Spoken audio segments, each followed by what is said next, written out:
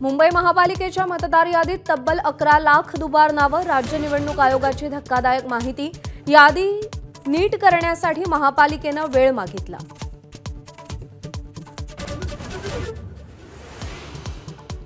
लाडकी बहीण योजनेवरून शिंदे फडणवीसांमध्ये श्रेयवादाची चर्चा. देवाभाऊ आहेत तोपर्यंत योजना बंद होणार नाही, मुख्यमंत्र्यांकडून स्पष्ट. तर योजना सुरू केल्याचा अभिमान असल्याचं शिंदेंचंही वक्तव्य.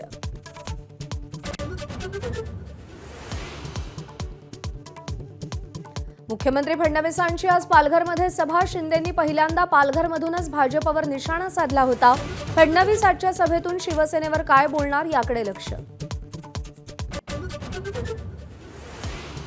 मुंबईत मनसेला सोबत घेतल्यास महाविकास आघाडीला मोठा फायदा होण्याचा अंदाज. 2024च्या आकडेवारीनुसार 22 वॉर्डमध्ये मनसेची ताकद.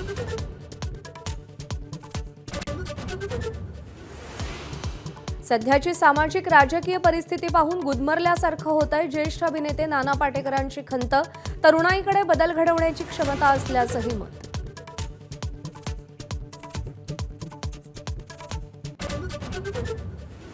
सोलापूरच्या अनगर येथील उज्ज्वला थिटेंच्या अपिलावर आज पुन्हा सुनावणी. दोन्ही बाजूंचा युक्तिवाद होणार. अनगर नगरपंचायत निवडणुकीत उमेदवारी अर्ज बाद झाल्यानंतर त्यांनी याचिका दाखल केली होती. नाशिकच्या तपोवनातील वृक्षतोडीला पर्यावरण प्रेमींच्या हरकतीनंतर साधू महंतही साधूग्रामच्याच जागेवर ठाम. साधू तपोवनातच राहणार, महंत सुधीरदास यांची भूमिका. राज्यातील 1800 भजन मंडळांना 4.5 कोटी मंजूर. दरमहा प्रत्येकी 25,000चं अनुदान मिळणार.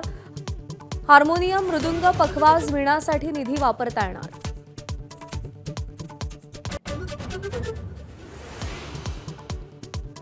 आता पर्सनल आणि कार लोन स्वस्त होण्याची शक्यता. रिझर्व्ह बँकेच्या रेपो रेटमध्ये वर्षअखेरीस कपात होणार.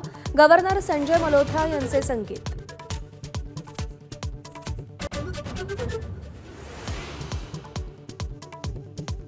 स्मृती पलाशचं लग्न पुढे ढकलल्यावरून सोशल मीडियावर उलटसुलट चर्चा. पलाशचे मेरी डिकॉस्टा नावाच्या मुलीसोबत कथित चॅट व्हायरल. याच कारणावरून लग्न पुढे ढकललं का, नेटकऱ्यांमध्ये चर्चा.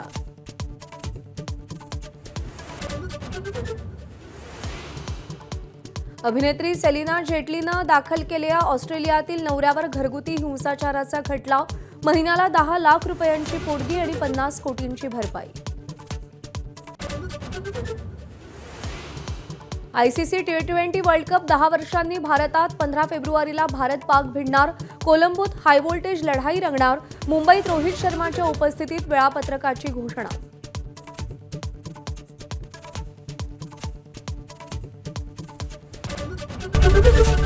एबीपी माझा, उघडा डोळे बघा नीट.